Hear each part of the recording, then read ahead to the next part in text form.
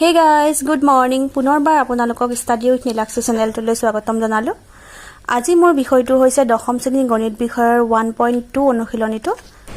গতিকে আহক আমি ভিডিঅ'টো আৰম্ভ কৰোঁ। এটো কোৱেশ্চন চোৱা, এটো ক্লাছ 10ৰ অনুশীলনী 1.2। এটো চোৱা 3 নম্বৰ কোৱেশ্চন কি আছে, মৌলিক উৎপাদকীকৰণ পদ্ধতিৰে তলৰ অখণ্ড সংখ্যাবোৰৰ লসাগু আৰু গসাগু উলিওৱা। মই আগৰ দুটা কোৱেশ্চন মই আগৰ ভিডিঅ'ত দিছো, যদি কোনোবাই চোৱা নাই মই ডেসক্ৰিপচন বক্সত মই লিংকটো দি দিম, সকলোৱে গৈ চাবগে পাৰিব। মৌলিক উৎপাদকীকৰণ পদ্ধতিৰে আমি আগতে উৎপাদক উলিয়াইছিলো। এই দুটা ক্ষেত্ৰত একেই নিয়ম উৎপাদক উলিওৱাৰ। ইয়াত কৈছে লসাগু আৰু গসাগু উলিওৱা। আগত আমি দুটা সংখ্যাৰ মাজত লসাগু গসাগু উলিয়াইছিলো, এতিয়া আমাৰ সংখ্যা হৈছে 3টা, কিন্তু নিয়ম একেটাই। উৎপাদক উলিয়াম আমি একেটাৰ। প্ৰথমে 12 উলিয়াম, 2 6 গুণে 12, 2 3 গুণে 6। নেক্সট 15 উলিয়াম, 3 5 গুণে 15 আৰু নাযায় একো সংখ্যাৰে। নেক্সট 21 উলিয়াম, 3 7 গুণে 21। গোটেইকেইটাৰে একেবাৰতে উলিয়াই ললো। 12 উৎপাদক হ'ব 2 পূৰণ 2 পূৰণ 3, 2 পূৰণ 2 পূৰণ 3। 15 হ'ব 3 পূৰণ 5 আৰু 21 হ'ব 3 পূৰণ 7, 3 পূৰণ 7।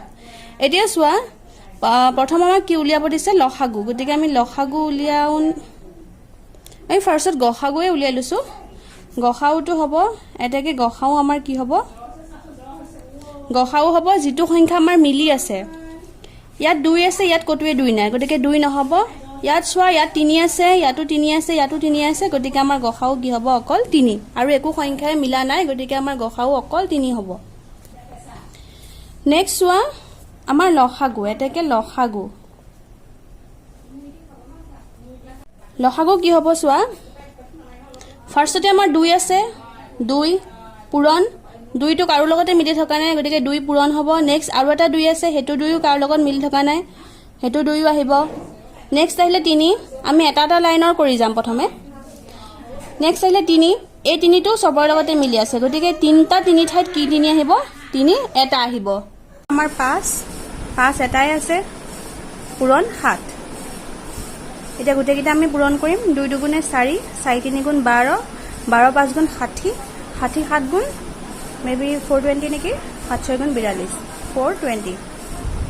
সো আমাৰ আনসাৰ ইজ 420। 2 নম্বৰ কুৱেশ্যনটো আছে 17 23 আৰু 29। 17 23 আৰু 29, 17 23 আৰু 29ৰ আমি উৎপাদক উলিয়াব লাগিব। 17 উৎপাদক হৈছে 1 আৰু 17, 1 পূৰণ 17। 23ৰ উৎপাদক হৈছে 1 পূৰণ 23। 29ৰ উৎপাদক 1 পূৰণ 29। এতিয়া ফাৰ্ষ্টত চোৱা গসাগু। গসাগু হৈছে যিকেইটা মিলি আছে, 1 1 1, অকল একে মিলি আছে, তাৰ বাদে আৰু বেলেগ সংখ্যা নাই। সো 1, গসাগু হৈছে 1 আৰু বেলেগ সংখ্যা নাই। আৰু লসাগু হ'ব, লসাগু সমান 1টো হ'ব, এই গোটেইকেইটা 1ৰ ঠাইত এটা 1 আহিব। 17 × 23 × 29, এই গোটেইকেইটা আমি পূৰণ কৰিব লাগিব। কৰিলো, পূৰণ ফলটো আমাৰ ওলালে 11,339।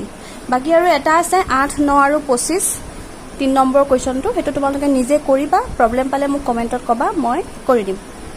এতিয়া আমি আহোঁ 4 নম্বৰ কুৱেশ্যনলৈ। আমাৰ দিয়া আছে গসাগু 306 আৰু 657, মানে আমাক দুটা সংখ্যা দি দিছে। চোৱা, এই দুটা সংখ্যাৰ গসাগু আমাৰ কিমান, 9। এটাকে লসাগু, এই দুটা সংখ্যাৰ লসাগু আমাক উলিয়াব দিছে, মানে যিকোনো দুটা সংখ্যা দি দিছে, 306 আৰু 657। এই দুটা সংখ্যাৰ গসাগু আমাক দি থোৱা আছে, আমাক লসাগু উলিয়াব লাগে। দিয়া আছে বা গিভেন বুলি লিখি ল'বা, গিভেন মানে দিয়া আছে। আমাক গিভেন কি দিয়া আছে, গসাগু দি থোৱা আছে। গসাগু আমাক কিমান দি থোৱা আছে, 9। আমাক লসাগু সুধিছে, লসাগুটো প্ৰশ্নবোধক। উই ন' ডেট, তাৰমানে আমি জানো যে, আমি কি জানো, লসাগু পূৰণ গসাগু সমান সংখ্যা দুটাৰ পূৰণফল। আমি আগতে এই সূত্ৰটো পাইছো, এই সূত্ৰটোৰ মতে আমি অংকটো কৰিব লাগিব। গতিকে কৰি দিয়া এটাকে আমি জানো যে লসাগু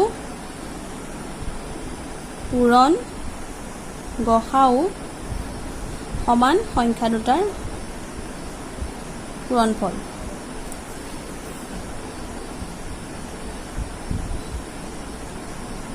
সংখ্যা দুটাৰ পূৰণফল। এতিয়া আমি লসাগু কি জানো নাজানো, গতিকে লসাগু জেগাত আমি লসাগুৱে লিখিম। গসাউৰ জেগাত আমি কি লিখিম 9।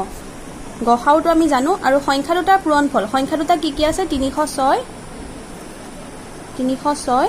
পূৰণ কি হ'ব 657।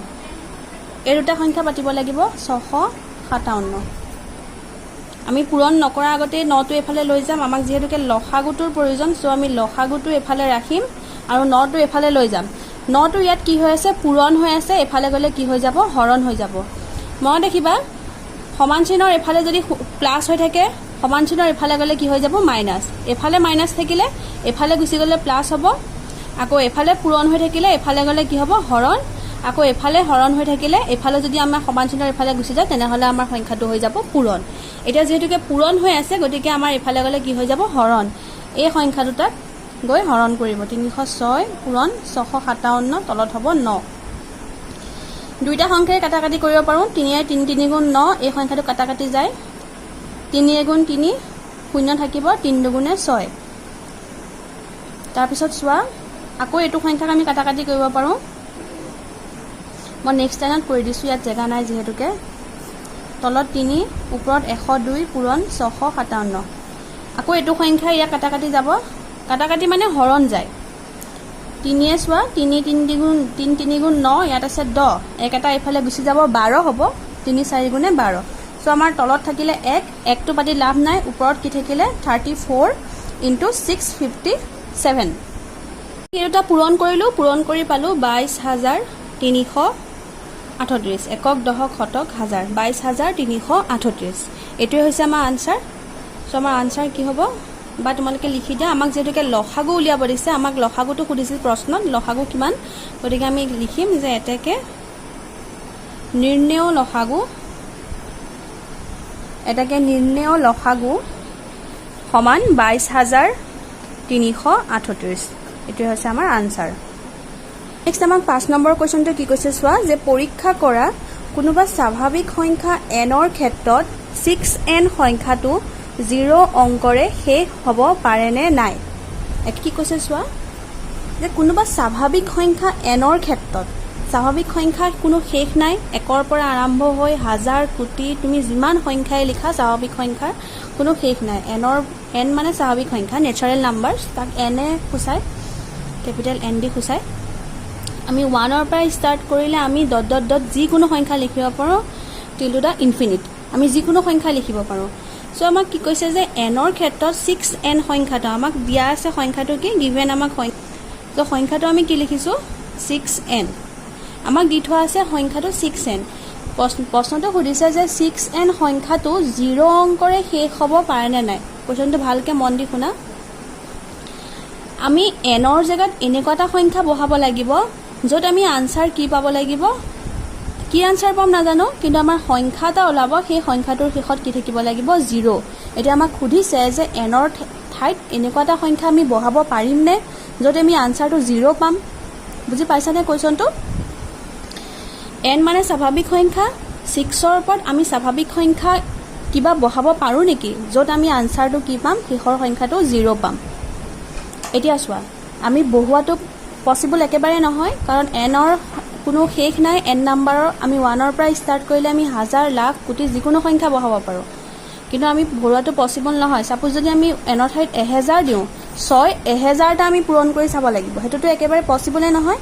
চ' আমি বেলেগ এটা নিয়ম খটাব লাগিব। আমাক যিহেতুকে কৈছে 0 অংকৰে শেষ হ'ব পাৰেনে নাই, যদি আমাৰ অংকটোৰ শেষত 0 থাকে সেইটোকে সুধিছে যে আমি nৰ কিবা মান পাম নেকি।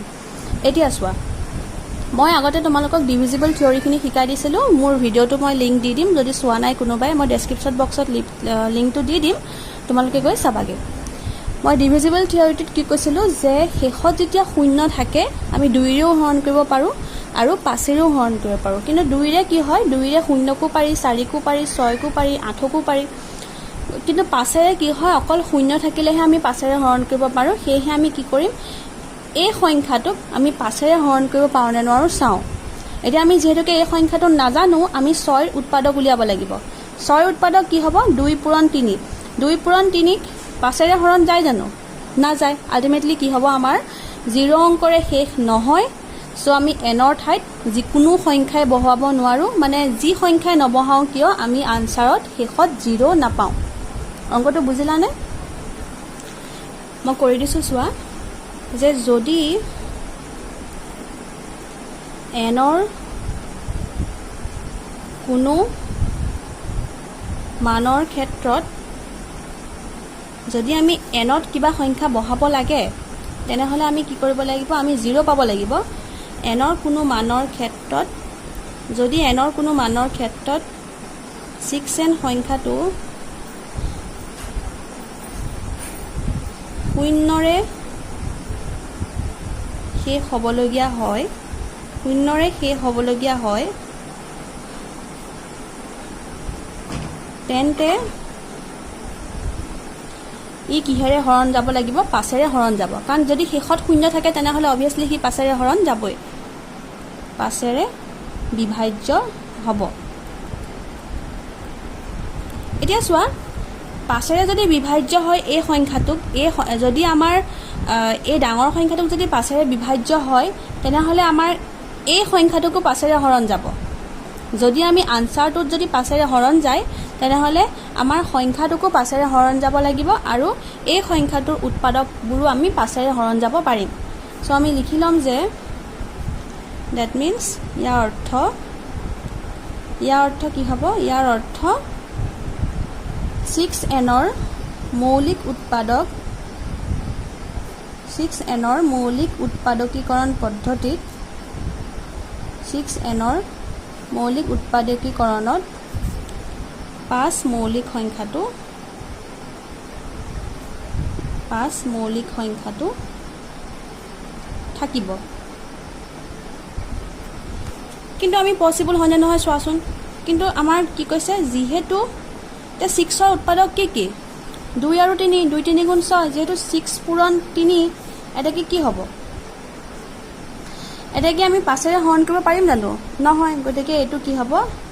যিহেতু 6 সমান 2 পূৰণ 3 এটাকে ই অসম্ভৱ, কাৰণ 5ৰে হৰণ যোৱাটো অসম্ভৱ। অৰ্থাৎ 6nৰ উৎপাদকীকৰণত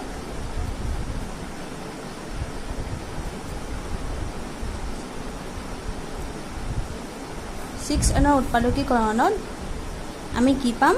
ই অসম্ভৱ। অৰ্থাৎ 6নৰ উৎপাদকীকৰণত আমি কি পাম? 2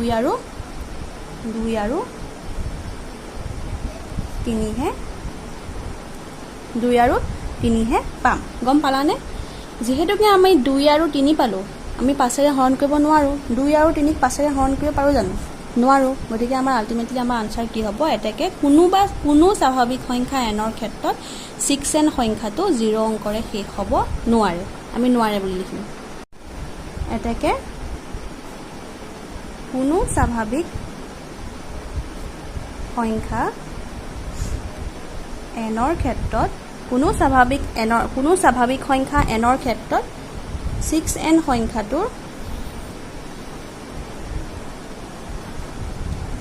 সংখ্যাটোৰ 0 অংকৰে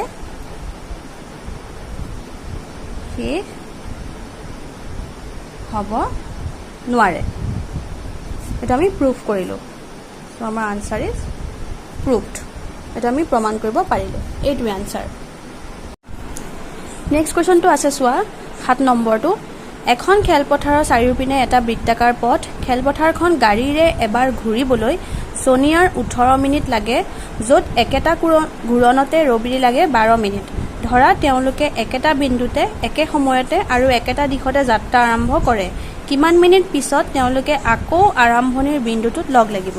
আমাক সুধিছে, মই বুজাই দিছোঁ চোৱা মেথছটো। কি বুলি কৈছে? এখন খেলপথাৰৰ চাৰিওপিনে কি আছে? এটা বৃত্তাকাৰ পথ আছে। এইটো এটা ৰাস্তা। এখন হৈছে ফিল্ড, খেলপথাৰ, প্লেগ্ৰাউণ্ড। এখন হৈছে প্লেগ্ৰাউণ্ড আৰু চাৰিওফালে এটা কি আছে? এটা ৰাস্তা আছে, গোল ৰাস্তা আছে। এতিয়া এই চাৰিওফালে গাড়ীৰে যদি আমি ঘূৰোঁ তেনেহ'লে ছোনিয়াৰ কিমান লাগিব? ছোনিয়াৰ লাগিব 18 মিনিট আৰু আমাৰ কাৰ লাগিব? ৰবিৰ কিমান লাগিব? ৰবিৰ লাগিব 12 মিনিট। এতিয়া কৈছে যে তেওঁলোকে একেটা বিন্দুতে একে সময়তে আৰু একেটা দিশত যাত্ৰা আৰম্ভ কৰে। সাপোজ তেওঁলোকে এই বিন্দুটোৰ পৰা সোনিয়াও একেটা সময়তে আগবাঢ়িছে, ৰবিও একেটা সময়তে গৈছে, আৰু তেওঁলোকে সুধিছে যে তেওঁলোকে কিমান সময়ৰ পিছত আকৌ সেই বিন্দুটোত আহি লগ ধৰিবহি। এতিয়া চোৱা, এতিয়া সোনিয়াৰ কৈছে সোনিয়াৰ কিমান সময় লাগে 18 মিনিট লাগে, আৰু ৰবিৰ কিমান সময় লাগে 12 মিনিট লাগে। দুইজনে একেলগে ওলাই গৈছে, একেটা দিশতে গৈছে, একে সময়তে গৈছে।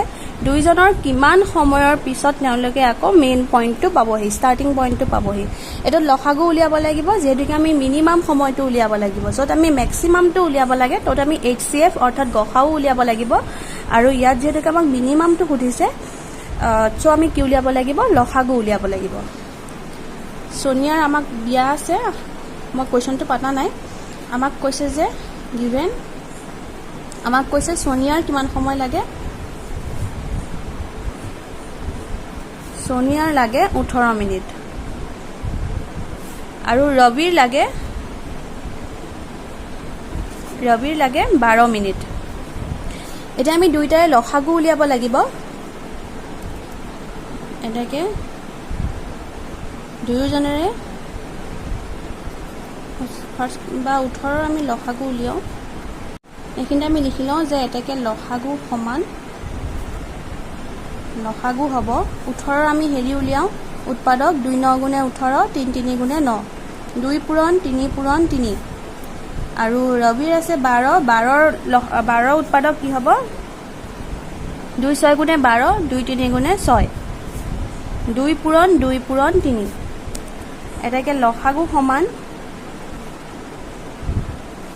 2টা 2ৰ পৰা এটা 2 আহিব, 2টা 3 পৰা এটা 3 আহিব, নেক্সট এইটো 3 আহিব, নেক্সট এইটো 2 আহিব, 2 3 গুণে 6, 6 3 গুণ 18, 18 2 গুণে 36। এতিয়া কি হ'ব, তেওঁলোকে লাগিব 36 মিনিট লাগিব। নেক্সট কুৱেশ্যনটো আছে চোৱা, এটা ৰেজিমেণ্টত থকা সৈনিকবোৰক 15, 20 বা 25 জনকৈ লৈ কিছুমান শাৰীত থিয় কৰাব পাৰি। ৰেজিমেণ্টটোত অতি কমেও কিমানজন সৈনিক আছে? কিমান আমাক আছে কোৱা নাই, আমাক কিমান আছে কোৱা নাই, আমাক খালি কৈছে যে ইয়াত যিমানখিনি আছে চলজাৰ সেইখিনি কিমানত শাৰী কৰিব পাৰি, 15 শাৰী কৰিব পাৰি, বা 20 জনকৈ শাৰী কৰিব পাৰি, বা 25 জনকৈ থিয় কৰাব পাৰি। এতিয়া কৈছে যে ৰেজিমেণ্টটোত অতি কমেও কিমানজন সৈনিক আছে, যে টোটেল মানে খুব কম, মানে মিনিমাম কিমান সংখ্যা থাকে, কিমান মানুহ আছে সুধিছে, যে এই ৰেজিমেণ্টটোত আমাৰ মিনিমাম কিমান মানুহ থাকিব লাগিব। যিমান মানুহ থাকিলে সেই মানুহখিনিক আমি 15টা শাৰীত, 15 জনকৈ এটা শাৰীত, বা 20 জনকৈ এটা শাৰীত, বা 25 জনকৈ এটা শাৰীত আমি ৰখাব পাৰিম। এতিয়া চোৱা কুৱেশ্যনটো, আমি ইয়াত কি উলিয়াব লাগিব, লসাগু নে গসাও? আমি অবভিয়াছলি ইয়াত লসাগু উলিয়াব লাগিব, কাৰণ আমাৰ যিটো ৰেজিমেণ্টত থকা যিটো সৈনিকৰ সংখ্যা, সেই সংখ্যাটো 15ত থাকিও বেছি হ'ব, 20ত থাকিও বেছি হ'ব, আৰু 25ত থাকিও বেছি হ'ব লাগিব। বুজি পালা নহয়? আমাৰ ইয়াত যিমানখিনি সৈনিক আছে সেই সৈনিকখিনি 15 জনটো থাকিব নোৱাৰে, কাৰণ 15 জন একেটা শাৰীত থাকিব পাৰে, বা 20 জনকৈ থাকিব পাৰে, বা 25 জনকৈ একেটা শাৰীত থাকিব পাৰে। চ' আমাৰ 15ত থাকিও বেছি হ'ব লাগিব, 20ত থাকিও বেছি হ'ব লাগিব, 25ত থাকিও বেছি হ'ব লাগিব। বেছি হ'বলৈ হ'লে আমি লসাগু উলিয়াব লাগিব। আৰু এটা ক্লু দি দিছে, অতি কমেও, যেতিয়া কমেও বুলি সোধে তেতিয়া আমি অবভিয়াছলি লসাগু উলিয়াব লাগিব। চ' আমি লসাগু উলিয়াম। আমাক দিয়া আছে কি হয়, বা তোমালোকে এনেকৈ ডাইৰেক্ট হেৰি উলিয়াই দিব পাৰা, 15ৰ উৎপাদক উলিয়াই দিয়া, 15, 20 আৰু 25 তোমালোকে লিখি ল'ব পাৰা যে এটা ৰেজিমেণ্টত দিয়া আছে, এটা ৰেজিমেণ্টত থকা সৈনিকবোৰক 15, 20 বা 25 জনকৈ কিছুমান শাৰীত, এই লাইনটো লিখি ল'ব পাৰা, গিভেন বুলি কৈ দিয়া আছে এটা শাৰীত, এইখিনি লিখি ল'ব পাৰা। তাৰপিছত আমাক সুধিছে যে অতি কমেও কিমানজন সৈনিক আছে, আমি উৎপাদক উলিয়াব লাগিব। লসাগু উলিয়াব হ'লে 15 উৎপাদক হ'ব 3 5 গুণ 15,